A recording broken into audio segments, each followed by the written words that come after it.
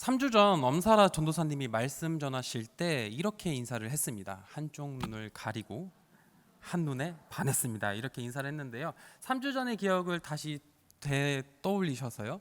그때 가리지 않았던 반대편 눈을 가리시고 이번엔 서로 인사하겠습니다. 한눈에 반했습니다. 한눈에 반했습니다. 네, 한쪽만 하면 서운하니까요. 반대편에 계신 분들에게도 한 번 더 인사 나누도록 하겠습니다. 한눈에 반했습니다. 네, 감사합니다. 오늘 말씀을 나누기 전에 잠깐 퀴즈를 하나 내드리려고 합니다. 제가 어떤 운동에 관련해서 힌트를 3가지를 드릴 텐데 제가 드리는 힌트를 들으시고 어떤 운동인지 한번 마음속으로 맞춰주시면 감사하겠습니다. 첫 번째 힌트입니다. 이 운동은 바람의 영향을 정말 많이 받는 운동입니다. 두 번째 힌트입니다. 우리나라 사람들이 올림픽에 나가면 메달을 많이 따고 돌아오는 효자 종목입니다. 세 번째 힌트입니다. 이 운동은 무언가를 쏴서 관역에 맞추는 운동입니다. 제가 이 3가지 힌트를 드렸는데요. 이 힌트를 들으시고 제가 설명한 이 운동은 무엇일까요? 너무나도 당연하게 양궁일 것입니다. 양궁은 바람의 영향을 정말 많이 받는 운동이라고 합니다. 올림픽 때 바람이 한번 강하게 불기 시작하면 평생 활을 쏜 베테랑 선수들도 관역에 제대로 맞추지 못하고 이상한 곳에 화살을 날려버리기도 합니다. 그리고 이 양궁은 올림픽에서 우리나라 사람들이 메달을 정말 많이 따오는 효자 종목이라고 불립니다. 2020년 도쿄 올림픽에서 양궁은 개인전, 단체전에서 총 5개 부문이 있었는데 이 중에서 남자 개인전을 제외한 4개의 종목에서 금메달을 석권했다고 합니다. 우리나라 입장에서 보면 이 양궁은 메달을 쓸어오는 효자 종목 중에 하나입니다. 그리고 양궁은 커다란 관역이 세워져 있으면 그 관역에 화살을 쏘아 맞추는 운동입니다. 다시 한번 정리를 드리면 양궁은 바람의 영향을 많이 받는 운동이고 메달을 많이 따오는 효자 종목이기도 하며 그리고 화살을 쏴서 관역에 맞추는 운동이 양궁입니다. 이 양궁에 흥미가 생겨서 양궁이 어떻게 발전했는지 찾아보니까 양궁은 원시 시대 때 사냥을 할 수 있는 생존의 수단으로 사용되었다고 합니다. 그리고 시간이 흘러 고대 중세 시대에는 뛰어난 무기 중에 하나였고요. 현대에 들어서는 이 양궁은 이제 더 이상 무기로 사용되지는 않고 관역을 세워두고 관역을 맞추는 위치에 따라서 점수가 부과되는 승분을 내는 운동 중에 하나로 발전되었습니다. 제가 양궁에 대해서 장황하게 설명을 드렸습니다. 양궁을 간단하게 이야기하면 활을 통해 화살을 쏴서 관역을 맞추면 되는 간단하지만 섬세한 운동입니다. 이 양궁에 대해서 이렇게 설명을 드린 것은 이 활 쏘는 것이 기독교와 관련이 깊은 단어이기 때문에 설명드렸습니다. 이 활 쏘는 양궁과 기독교의 연관점은 죄라는 단어를 통해서 살펴볼 수 있습니다. 죄라는 단어를 헬라어로 찾아보면 하마르티아라고 씁니다. 이 하마르티아라는 단어는 동사 죄를 짓다, 하마르타노에서 온 말인데요. 이 죄를 짓다 하마르타노의 원래 뜻을 찾아보면 관역을 맞추지 못하다라는 뜻을 가지고 있다고 합니다. 화살이나 창을 쏘아 관역을 맞추지 못하다라는 뜻이었던 이 하마르타노가 시간이 지나면서 죄를 짓다라는 뜻으로 단어가 사용되게 된 것입니다. 이 말을 좀 더 이해하기 쉽도록 잠시 화살을 쏘게 되는 과정을 상상을 해보겠습니다. 화살을 쏘려면 궁수가 화살을 잡습니다. 그리고 그 화살을 관역을 향해 조준하게 되고 관역을 향해 화살을 쏘게 됩니다. 이 화살을 쏘는 과정과 죄를 짓다라는 단어를 연관시켜 보면 이렇게 이해할 수 있습니다. 화살을 쏘는 사람들은 우리들입니다. 그리고 그 관역은 하나님이 정하신 뜻을 이야기합니다. 그리고 이 쏘아진 화살은 우리의 행동을 나타냅니다. 그러니까 우리의 행동이 하나님의 뜻에 정확하게 일치하게 된다면 우리의 화살은 관역에 정확하게 명중하게 된 것입니다. 그런데 만약 우리의 행동이 하나님의 말씀과 하나님의 뜻에 맞지 않게 행동하게 된다면 그 관역에 명중하지 않게 된 것이겠죠. 이렇게 관역에 명중하지 못한 행동을 죄를 짓다라고 성경에서는 이야기하고 있습니다. 그렇다면 우리가 관역의 화살을 명중시키기 위해서 우리는 어떤 화살을 쏘아야 할까요? 당연히 우리는 사랑의 화살을 쏘아야 합니다. 어떤 율법 교사가 예수님을 향해 가장 큰 계명이 무엇입니까? 라고 질문할 때 예수님께서는 이렇게 대답하셨습니다. 마태복음 22장 37절에서 39절의 말씀을 보면 예수님께서는 내 마음을 다하고 목숨을 다하고 뜻을 다하여 주 너의 하나님을 사랑하라 하셨으니 이것이 크고 첫째 되는 계명이요 둘째도 그와 같으니 내 이웃을 내 자신같이 사랑하라 하셨으니. 우리의 화살을 관역에 명중시키고자 한다면 예수님께서 말씀하신 것과 같이 우리는 하나님께 마음을 다하고 목숨을 다하고 뜻을 다하여서 사랑해야 합니다. 그리고 두 번째로는 나의 이웃을 나 자신과 같이 사랑해야 합니다. 우리의 행동이 하나님을 사랑하고 이웃을 사랑하게 될 때 비로소 관역에 정확히 맞게 되는 것이고 죄를 짓지 않게 되는 것입니다. 우리는 사랑의 화살을 끊임없이 쏴야 한다는 사실을 너무나 잘 알고 있습니다. 예수님께서 우리에게 명령하신 것이기 때문에 하나님을 사랑하고 이웃을 사랑해야 하는 것을 당연히 너무나도 잘 알고 있습니다. 그런데 우리가 이 세상을 살아가면서 우리의 삶을 되돌아볼 때 입술로는 당연히 우리가 서로 사랑해야죠 라고 이야기하지만 말이 끝나기 무섭게 우리의 마음속에는 미움이 쉽게 생기고 더 나아가 미움의 화살을 쏘게 될 때가 너무나도 많습니다. 특히 한국 사회의 모습을 보면 너무나 쉽게 미움의 화살을 쏘아댑니다. 지지하는 정당이 다르다고 하면 단지 정치적인 성향이 다르다는 이유로 서로 미워합니다. 이뿐만이 아니라 요즘 들어 남녀 간의 갈등, 세대 간의 갈등 등 여러 가지 모습들 가운데서도 서로 사랑하지 못하기 때문에 미움의 화살을 서로 쏘고 갈등이 심화되고 있는 것이 현재의 대한민국의 모습입니다. 우리의 삶 가운데서 이 미움이라는 마음은 여러 가지 문제를 일으키는데 오늘 말씀을 통하여서 미움을 통해 생기는 두 가지의 문제에 대해 함께 나누고자 합니다. 첫 번째 문제는 누군가를 미워하는 죄, 두 번째 문제는 미움받을 행동을 하는 죄입니다.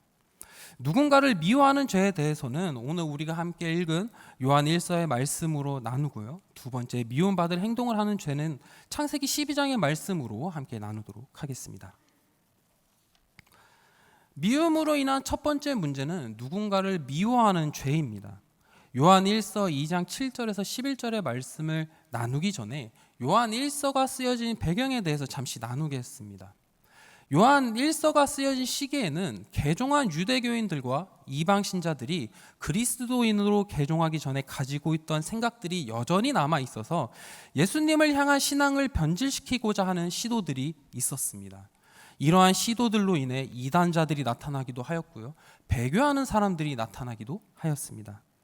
이런 시기에 쓰인 요한 1서에는 하나님 사랑에 대한 강조와 이웃사랑, 형제사랑할 것에 대한 권면이 전체적으로 나타나 있으며 거짓 교리들에 대한 경고가 담겨져 있는 말씀입니다. 오늘 함께 읽은 요한 1서 2장 7절 11절의 단락의 주제는 위의 단락들과 연결되어 있기 때문에 더 넓게 보아야 합니다. 함께 읽지는 않았지만 본문 위에 있는 단락들을 간략히 말씀드리면 요한 1장 5절에서 7절의 말씀은 하나님은 빛이시고 예수님은 빛 가운데 계시기 때문에 우리도 빛 가운데 있어야 한다는 것을 말씀해 주고 계십니다. 그리고 그 다음에 나오는 요한일서 1장 8절에서 2장 2절까지의 말씀을 통해 우리가 빛 가운데서 살아가기 위해서는 죄에 대해서 포기해야 됨을 이야기하고요. 오늘 우리가 함께 읽은 2장 3절에서 11절까지의 말씀을 통해 사랑에 순종하는 것이 그리스도인으로서 빛 안에 살아가는 모습임을 말하는 말씀입니다. 하나님을 믿을 때 우리의 행동은 아주 중요합니다. 우리가 말로는 하나님을 의지하고 따른다고 하면서 행동으로 죄를 버리지 못하고 사랑에 순종하지 않는다면 그것이 진정 빛 가운데 계신 예수님과 함께 살아갈 수 있는 모습이겠습니까?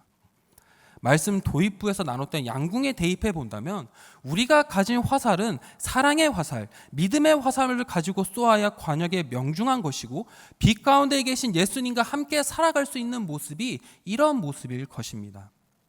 이런 배경을 가지고 9절을 함께 읽어보도록 하겠습니다. 9절 말씀입니다. 빛 가운데 있다 하면서 그 형제를 미워하는 자는 지금까지 어둠에 있는 자요. 9절에는 빛 가운데 있는 자와 어둠에 있는 자라는 말씀이 나옵니다. 빛 가운데 있는 자는 그리스도 안에서 하나님의 생명을 나누는 사람으로서 사랑을 실천하는 사람입니다. 두 번째로 나온 어둠에 있는 자라는 말은 죄로 인해 하나님과 올바른 관계가 불가능하게 되는 죄의 상태에 빠져 있는 사람을 이야기하는 말씀입니다. 어둠은 빛과는 완전히 반대되는 개념입니다. 어둠에 빛이 조금이라도 있으면 어둠이 있을 수 있습니까? 맞습니다. 어둠에 빛이 조금이라도 있으면 어둠은 없어지게 됩니다. 그렇기 때문에 빛과 어둠은 함께 있을 수가 없는 것입니다. 만약 말로는 사랑한다고 하지만 형제를 미워한다면 그 사람은 어디에 있는 사람이라고 말씀에 나와 있습니까? 바로 어둠에 있는 사람이라고 합니다. 우리의 삶을 되돌아볼 때 우리의 모습과 너무나도 똑같은 모습이 아닐까 하며 생각됩니다. 말로는 형제를 사랑한다 이야기합니다. 그리고 형제를 사랑하라고 하신 것이 우리가 지켜야 할 계명이라는 것을 너무나 잘 알고 있습니다. 그러나 현실의 삶을 살아갈 때는 사랑한다는 말을 아무런 감동도 없이 감격도 없이 이야기하며 삶의 모습 가운데서 사랑의 행동이 나타나지 않을 때가 너무나 많습니다. 누군가 나를 향해 조금이라도 말실수를 하게 되면 분노에 차오르게 되고 내가 조금만 양보하면 되는 문제에 대해서도 조금이라도 더 손해보는 기분이 든다면 그거 하기 싫다고 쉽게 화를 내고 미워하는 미움의 화살을 쏘는 것이 우리들의 모습입니다. 이런 모습을 가지고 있는 사람은 9절에서 분명히 우리에게 말씀하십니다. 어둠에 있는 자라고 이야기합니다. 뒤이어 11절의 말씀을 함께 읽어보도록 하겠습니다. 11절의 말씀입니다. 그의 형제를 미워하는 자는 어둠에 있고 또 어둠에 행하며 갈 곳을 알지 못하나니 이는 그 어둠이 그의 눈을 멀게 하였음이라. 11절에서는 더 나아가 형제를 미워하는 자는 어둠 가운데 있는 자라고 말합니다. 어두운 가운데 있는 자라는 것은 하나님의 빛과 사랑으로부터 배제되게 된다는 것을 의미합니다. 말로는 그리스도인입니다. 내가 예수를 믿는 사람입니다. 라고 열심히 이야기해도 행동에서 형제를 미워하게 된다면 단순히 미워하는 것에서 끝나는 것이 아니라 영적으로 침몰을 일으키게 된다는 것입니다. 미움은 사람의 모든 행동을 굳게 하며 하나님께 나아갈 수 있는 길을 막아버리는 것이 미움입니다. 이뿐 아닙니다. 11절에 강조된 부분을 읽어보면 그 어둠이 그의 눈을 멀게 하였음이라. 우리가 형제를 미워하게 된다면 눈이 멀게 되는 영적 소경 상태가 되는 것입니다.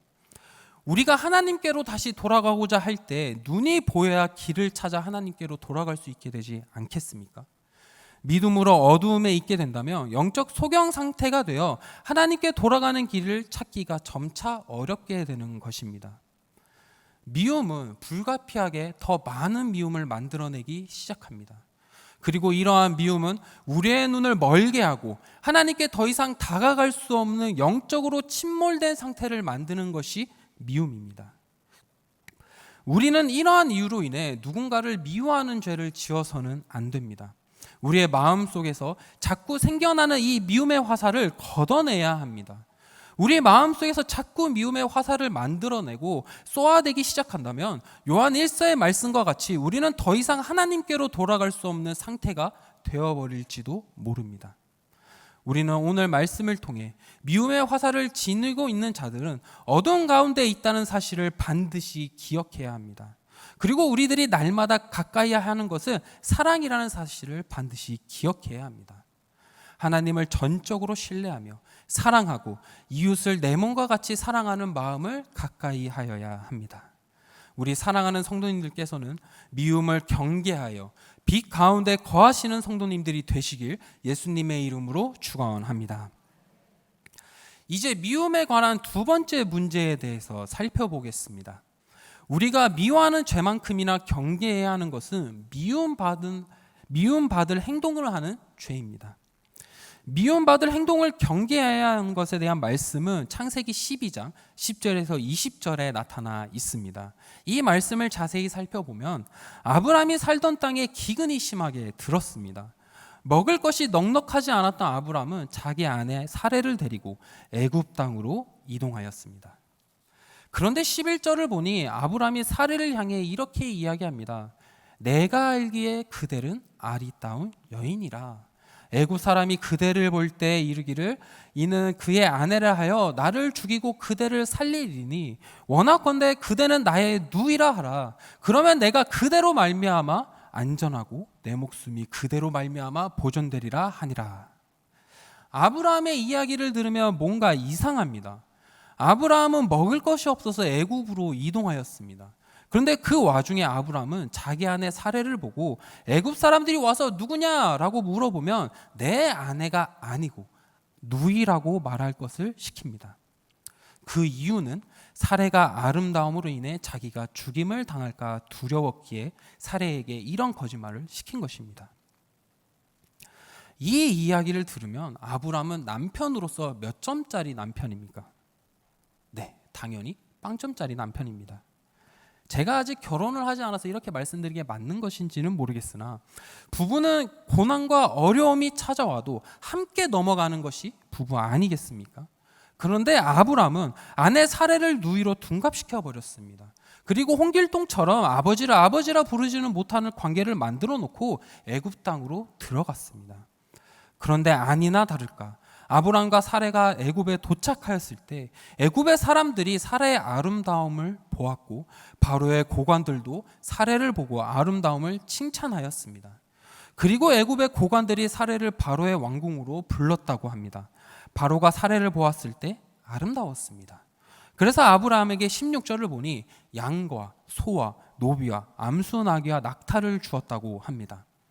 바로는 사례가 아브라함의 누이로 알고 있으니까 아브라함의 누이 사례와 결혼하면서 아브라함을 후대하여 양과 소와 노비와 암수 나귀와 낙타를 준 것입니다. 아브라함은 자신의 아내 사례를 자신의 목숨을 보존하기 위해서 바로에게 팔아버리게 된 것이나 다름이 없었습니다. 그리고 17절에 보니 하나님께서 아브라함의 아내 사례의 일로 인해 바로와 그 집에 큰 재앙을 내리셨다고 합니다. 바로는 아브라함으로 인해 하나님의 큰 재앙을 당했습니다. 이 큰 재앙을 당한 바로는 이제 아브라함을 불러서 물어보았습니다. 18절에 보면 내가 어찌하여 나에게 이렇게 행하였느냐? 내가 어찌하여 그를 내 아내라고 말하지 않았느냐? 내가 어찌 그를 누이라 하여 내가 그를 데려다가 아내를 삼게 하였느냐? 내 아내가 여기 있으니 이제 데려가라.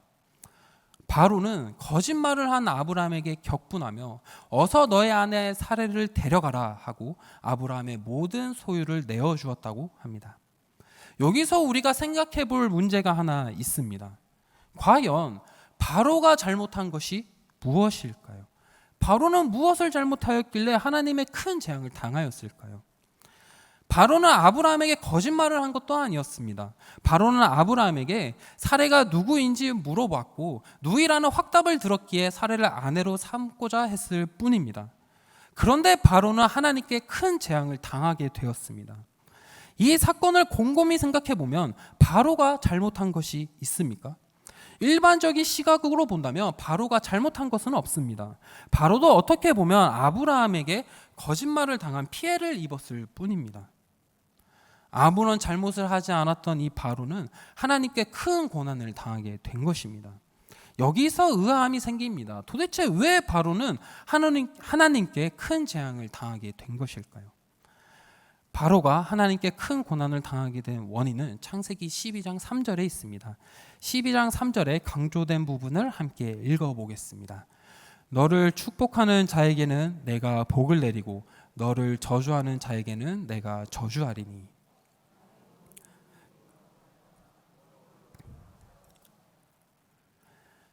12장 초반 말씀을 보면 하나님께서는 아브라함이 고향과 친척과 아버지의 집을 떠나 내가 내게 보여줄 땅으로 가면 너에게 큰 민족을 이루게 하고 복을 주어 이름을 창대하게 해주신다고 약속을 해주셨습니다. 그리고 3절에서 너를 축복하는 자에게는 복을 내리고 저주하는 자에게는 저주한다고 하셨습니다. 이 3절의 말씀을 가지고 바로의 모습을 본다면 비록 바로가 사례가 아브라함의 아내인지 모르고 한 행동이기는 하지만 바로가 한 행동이 아브라함에게는 저주가 되었고 하나님께서는 바로를 저주하신 것입니다. 이 말씀은 정말 무서운 말씀입니다. 아브라함이 미움받을 만한 상황을 자신이 만들었음에도 아브라함의 미움받을 행동이 바로에게 재앙을 임하게 만들어버리신 것입니다. 하나님께서는 아브라함에게 이러한 약속을 해주셨는데 이 약속은 오직 아브라함에게만 해당되는 약속일까요? 아닙니다. 예수 그리스도의 은혜로 말미암아 하나님의 자녀된 우리에게도 동일하게 적용되는 약속이 창세기 12장 3절의 약속입니다. 이러한 의미로 보게 된다면 내가 미움받을 만한 행동을 하여 미움받게 되고 저주받게 된다면 하나님께서는 그 미움과 저주를 갚아주신다는 것입니다. 그렇기에 우리는 미워하는 감정을 가져서도 안 될 뿐더러 누군가에게 미움을 받을 만한 행동도 해서는 안 되는 것입니다. 그런데 우리가 이 세상을 살아가다 보면 이 미움이라는 감정이 너무나도 쉽게 생겨버립니다. 그렇다면 이 미움은 어떤 사람들에게 생길까요? 다시 본문의 말씀을 돌아가 9절을 보면 형제를 미워하는 자는 지금까지 어둠에 있는 자요라고 하는데요. 그렇습니다. 우리가 미워하는 마음은 보통 가까이에 있는 사람들에게 생기는 마음이 아닙니다. 가까이에 있는 사람들에게 생기는 마음입니다. 길 가는 사람들을 보면서 와, 저 사람 정말 미워 죽겠다라는 생각은 잘 안 하게 됩니다. 미워하는 것은 형제와 같이 가까이 있는 사람에게 주로 생기는 마음입니다. 가까운 사람에게 미운 마음이 들 때 우리는 누군가를 미워하고 미움받을 행동을 하면 안 된다는 것을 모두 잘 알고 있지만 이 미움이라고 하는 마음을 별 대수롭지 않게 넘길 때가 너무나 많습니다. 혹은 내가 저 사람을 미워하면서도 내 마음 한 구석에 사랑하는 마음이 있으니까 괜찮아 라고 생각하며 이 미움을 별 대수롭지 않게 넘겨버릴 때도 많습니다. 그리고 이 미움에 관한 말씀을 볼 때 나와 관계없이 거룩하게 지내는 사람들이나 지키는 말씀이다 생각하고 불편한 마음을 가지고 그냥 넘어가고자 할 때가 있을지도 모릅니다. 그러나 오늘 말씀을 통해서 하나님께서 분명히 말씀하시는 것은 예수님께 배운 그대로 우리의 미움의 감정이 생길 때 미움의 화살을 걷어내어 사랑을 실천하여 빛 가운데 있어야 한다는 것입니다. 이 말씀은 우리에게 불편한 도전을 줍니다. 말씀을 전하고 있는 저도 말씀을 준비하면서 삶을 돌아볼 때 저도 목사이지만 미운 사람이 있습니다. 그리고 이 미움으로 인하여 고난당할 때가 정말 많습니다. 저와 가까이 있으면서 저를 괴롭히는 사람, 나쁜 말을 하는 사람들이 있습니다. 이런 사람들을 사랑한다는 것이요 너무나 쉬운 일이 아닙니다. 무척이나 어려운 일입니다. 간혹 십계명을 지키는 것보다 이 미워하지 않는 마음 갖는 것이 더 어렵다는 생각이 들 때가 많습니다. 부모를 공경하며 살인하지 말며 간음하지 말며 도둑질하지 말며 거짓 증언하지 말며 이웃의 집을 탐내지 말라는 것이 5계명에서 10계명의 말씀인데 이 계명들을 쭉 읽어보면 이 계명들을 어기고 죄를 지었던 적은 별로 없는 것 같으나 마음속에 이 미움의 화살을 갈고 있었던 횟수로 생각해 본다면 10계명 지키는 것이 마음의 이 죄를 피하는 것보다 미움의 죄를 피하는 것보다 더 쉽다라는 생각이 들 정도입니다. 그 정도로 우리 마음속에는 미움이 가까이 있습니다. 미워하지 말라는 말씀을 들으면 입안에 모래를 넣고 씹는 듯한 고통을 주는 말씀일 수도 있습니다. 이 미움이란 마음은 우리와 너무나도 가깝고 우리를 너무나도 쉽게 무너뜨리는 마음입니다. 그러나 하나님께서는요, 예수님께서는 오늘 말씀을 통해 우리에게 미움의 화살을 걷어내고 어둠 속에서 나와야 할 것을 말씀해 주십니다. 그리고 이제 더 이상 미움으로 인해 어둠 한가운데 있지 말고 빛 가운데로 나와 하나님과 함께 교제하며 하나님께서 주시는 평안을 누리라고 말씀하십니다. 우리가 비록 한 번에 모든 미움을 털어버리고 미움의 화살을 모두 걷어버리고 하나님 앞에 나가는 것은 쉽지 않은 일일 것입니다. 그러나 우리가 그럼에도 불구하고 오늘의 말씀을 기억하여 하나님 앞에 함께 모여 예배드리고 하나님을 찬양하고 하나님께 회개하고 하나님을 사랑하는 마음이 점점 더 강하게 갖는다면 우리의 마음속에 있는 미움의 화살이 한 발 한 발 걷어지게 될 줄로 믿습니다.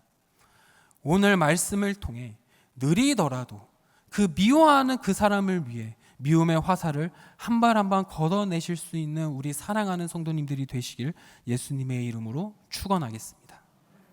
이제 말씀을 정리하겠습니다.